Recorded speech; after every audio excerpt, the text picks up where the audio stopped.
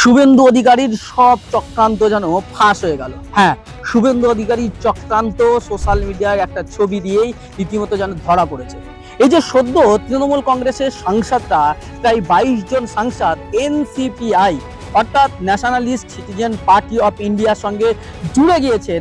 কাকলি ঘোষ দস্তিদার তিনি মিডিয়াতে বলেছেন, এই এনসিপিআই এর পার্টির যিনি ভাইস প্রেসিডেন্ট, সেই উত্তীয় কুণ্ডুর সঙ্গে শুভেন্দু অধিকারীর ছবি একেবারে ভাইরাল সোশ্যাল মিডিয়ায়। হ্যাঁ, সেই উত্তীয় কুণ্ডু যিনি এই পার্টির ভাইস প্রেসিডেন্ট, অর্থাৎ যিনি প্রেসিডেন্ট শিউলি কুণ্ডু, সেই প্রেসিডেন্টের স্বামী উত্তীয় কুণ্ডুর সঙ্গে রাজ্যের মুখ্যমন্ত্রী শুভেন্দু অধিকারীর সঙ্গে ছবি ভাইরাল। ইতিমধ্যেই সোশ্যাল মিডিয়ায় সেই ছবি ভাইরাল হয়েছে এবং জানা গিয়েছে যে শিউলি কুণ্ডু যিনি এনসিপিআই এর প্রতিষ্ঠাতা প্রেসিডেন্ট, সেই শিউলি কুণ্ডু কিন্তু দল থেকে রিজাইন দেওয়ার ঠিক কিছুক্ষণের বা কিছুদিনের মধ্যেই এই তৃণমূল সাংসদরা এই দলে যোগ দিয়ে আছে। গতকালকে লোকসভার যিনি স্পিকার ওম বিড়লার কাছে, তার কাছে 22 জনের তারা দলীয় পদে তারা এনডিএর সঙ্গে থাকতে চেয়ে তারা লিখিতভাবে আবেদন করেছেন এবং তার নেতা এনসিপিআই এর নেতা লোকসভার পরিষদীয় নেতা হিসাবে কাকলি ঘোষ দস্তিদারের নাম ঠিক করা হয়েছে। কিন্তু গত দুদিন ধরে যে চর্চা চলছিল, সেই চর্চায় বারবার প্রশ্ন উঠছিল, এই এনসিপিআই হঠাৎ পার্টিটা কোথা থেকে এলো, হঠাৎ এই পার্টির নাম এলো, হঠাৎ করে যে পার্টিকে কেউ চিনতো না জানতো না, হঠাৎ করে তার পরিচিতি এত বাড়লো কেন, কোথা থেকে এলো, এই প্রশ্নগুলো তুলছিলেন। এবং আমরা যে তথ্য জানতে পেরেছি, এই পার্টিটা 2023 সালে পঞ্চায়েত নির্বাচনের সময় পশ্চিমবঙ্গে লড়াই করেছিল এবং সেই সময় তাদের দল রেজিস্ট্রেড হয়েছিল। এর আগে 2022-এ তারা ত্রিপুরা ইলেকশনে তারা লড়াই করেছিলেন এবং সেই দলের যিনি সর্বভারতীয় কার্যকারী যিনি সভাপতি ছিলেন, তিনিও বলছেন, তিনি যে কথা জানাচ্ছেন, তিনি যে কথা বলছেন যে আমাদের সঙ্গে কোনো রকম ভাবে কথাবার্তা না বলে, আমাদের সঙ্গে কোনো রকম যোগাযোগ না করে এই সাংসদগুলো আমাদের দলে যোগদান করেছে। আমরা চাই আমাদের দল বড় হোক, কিন্তু তার জন্য আমাদের সঙ্গে কথাবার্তা বলতে হবে। প্রথমে আপনাদেরকে জানাবো যে এই দলের প্রেসিডেন্ট শিউলি কুণ্ডু তিনি কি বলছেন, তার কি বক্তব্য আপনাদের শোনাবো। সেই সময় ফাউন্ডার প্রেসিডেন্ট আমি ছিলাম, আমার নাম হচ্ছে শিউলি কুণ্ডু। আমাদের যিনি জেনারেল সেক্রেটারি ছিলেন সেই সময় সৈকত দাস, ট্রেজারার ছিলেন সুদাম জেটি, এটা আমরা 3 জন ফাউন্ডার ছিলাম। আপনারা এটা ইলেকশন কমিশনের ইয়েতেও পেয়ে যাবেন। বাকি তার পরবর্তী ক্ষেত্রে কমিটি তৈরি হয়েছিল, মেম্বার এসেছে, মেম্বার গেছে, মেম্বার তৈরি হয়েছে, কমিটি তৈরি, যেটা সমস্ত পার্টির ক্ষেত্রে হয়, এরকম হয়ে চলেছে। হ্যাঁ, আমার পারিবারিক সদস্য বলতে আমার হাজব্যান্ড আছেন, উনি ভাইস প্রেসিডেন্ট ছিলেন, ওয়ার্কিং প্রেসিডেন্ট হিসেবে উনি কাজ করেছেন পার্টির সাথে, উনি আছেন। মানে আপনাদের পার্টিতে যে সাংসদদের যোগদান, সাংসদের যোগদান, এটাকে আপনি এখন পূর্ববর্তী ফাউন্ডার হিসাবে কিভাবে দেখছেন? আমি তো রিজাইন করার পরে ওরা জয়েন করেছে, সুতরাং এখানে রহস্য কি আছে? আমি রিজাইন করার অবস্থায় তো, আমি রিজাইন করার পরে তো সবাই জয়েন করেছে। শিউলি কুণ্ডুর বক্তব্য শুনলেন, তিনি রিজাইন দিলেন, তিনি বলছেন আমি খুশি, দল বাড়ছে, কিন্তু তিনি রিজাইন দেওয়ার পরে এই ঘটনাটা ঘটছে। হঠাৎ করে তিনি রিজাইন দিলেন, তারপরে এই ঘটনা কেন ঘটছে? আর তার স্বামী যে উত্তীয় কুণ্ডু, তার সঙ্গে রাজ্যের মুখ্যমন্ত্রী শুভেন্দু অধিকারীর সঙ্গে ছবি, তার মানে কোনো ক্রোনোলজি নেই তো? এই প্রশ্ন কিন্তু সোশ্যাল মিডিয়ায় ঘোরাঘোরা করছে। কারণ তৃণমূল কংগ্রেস যখন কংগ্রেসের সঙ্গে, জাতীয় কংগ্রেসের সঙ্গে মার্চ হয়ে যাবার কথা চলছিল, অর্থাৎ মার্চ হয়ে যাবার পরে সবকিছু কংগ্রেসের অধীনে চলে যাবে, তখন 2/3 সাংসদ তারা হতে পারবে না, ফলে তাদের সাংসদ পদ বাতিল হয়ে যাবে, এই ধরনের যখন সম্ভাবনা দেখা দিয়েছিল, তখনই প্রশ্ন উঠছিল এরা কি করবে, এরা কি সরাসরি বিজেপিতে যোগদান করবে? বিজেপিতে সরাসরি যোগদান করলে এদের মুখোশ খুলে যাবে।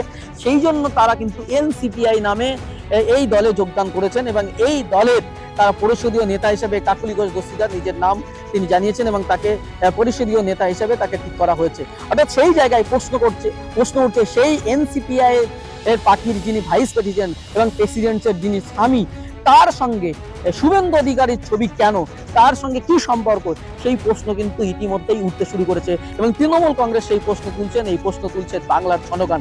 এবং আপনাদেরকে জানিয়ে রাখি, এই যে পার্টির যিনি সর্বভারতীয় সাধারণ সম্পাদক, তিনিও বলছেন যে আমাদের সঙ্গে কোনো রকম যোগাযোগ না করে, আমাদের সঙ্গে কথাবার্তা না বলে এই দলে যোগদান হয়েছে। তিনি ঠিক কি বলেছেন, তার কি বক্তব্য শোনাবো।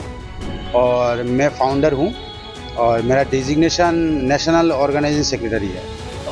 तो आप कैसे पता चला कि ये जो ये मुझे सोशल मीडिया और news channels, social media plus मेरे दल का जो दूसरे नेता लोग हैं उन लोगों से मालूम हुआ मुझे। अच्छा, तो तब आज सुबह या कल शाम को? कल शाम को मालूम हुआ, 4 बजे के करीब। तो आप सुना जा रहा है कि आपके साथ कोई बिना बातचीत की बगैर? अभी बातचीत नहीं की है, मगर मैं वेलकम करता हूँ बातचीत करने के लिए।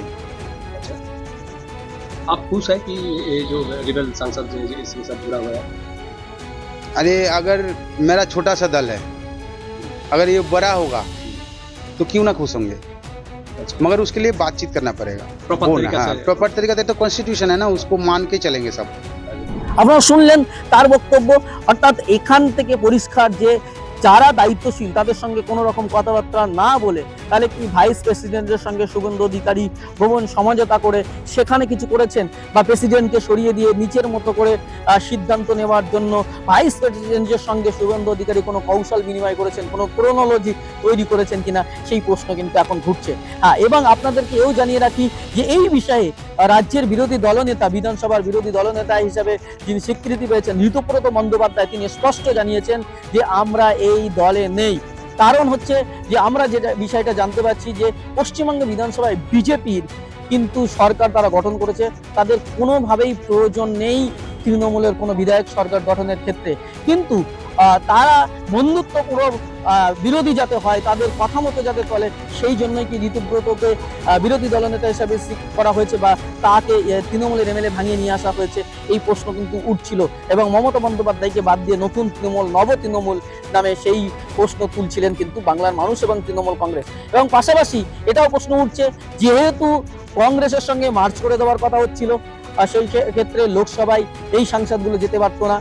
কারণ কংগ্রেসের এখানে মাত্র 2টো বিধায়ক আছে, সেখানে 82টা বিধায়ক হলে 80 আর 2 82টা বিধায়ক হলে 2/3 বেশি বিধায়ক ঋতুব্রত বন্দ্যোপাধ্যায়ের সঙ্গে আছেন, এখানে ভাঙার কোনো জায়গা নেই। কিন্তু লোকসভায় সাংসদ থেকে কংগ্রেসের সাংসদদের সঙ্গে মার্চ হয়ে গেলে সেখানে ভাঙার ব্যাপার ছিল, 128 বা 29টা সাংসদ হতো, সেই জায়গায় ভেঙে গেলে 2/3 সাংসদ হিসাবে 22 জন সাংসদ যেতে পারতো না। তাই কি এদেরকে অন্য দলে ঢুকিয়ে বিজেপির সঙ্গে, এনডিএর সঙ্গে সমর্থনের কথা বলা হয়েছে। এবং এটাও প্রশ্ন উঠছে যে যেহেতু পশ্চিমবঙ্গের দরকার নেই তৃণমূলের বিধায়কদের, সেই জন্য তাদেরকে এনডিএ শরিক দল বা এই দলে যাবার কথা ব্যাপারে ভাবা হচ্ছে না। কিন্তু সেন্ট্রালি নীতিশ কুমার যদি সরে আসে কিংবা চন্দ্রবাবু নাইডু যদি এনডিএর জোট ছেড়ে দেয়, তাহলে বিজেপি সরকার পড়ে যেতে পারে। সেই জন্য সেই ভাবনা থেকেই কিন্তু এদেরকে নেওয়া হয়েছে, এই প্রশ্ন কিন্তু উঠছে। কারণ নীতিশ কুমারকে বিহারের মুখ্যমন্ত্রী পদ থেকে সরিয়ে দেওয়ার পরে তার গোসা হয়েছে, তার রাগ অভিমান হয়েছে, ফলে যে কোনো সময় সমর্থন তুলে নিতে পারে, এই আশঙ্কা থেকেই কি বিজেপি এই তৃণমূল কংগ্রেসের সাংসদদেরকে একেবারে এনসিপিআই এর সঙ্গে জুড়ে দিয়ে তারা এনডিএ সমর্থন দিতে চাইছেন, অর্থাৎ সমর্থন নিয়ে তারা কি তাদের সংখ্যাটা বাড়ানোর চেষ্টা করছেন, সেই প্রশ্ন কিন্তু উঠছে। এবং সেই প্রশ্ন গোটা বাংলা নয়, গোটা ভারতবর্ষের চিত্রে গোটা বাংলার মানুষ তুলছে এবং প্রতিটি প্রান্তে এই প্রশ্ন উঠছে।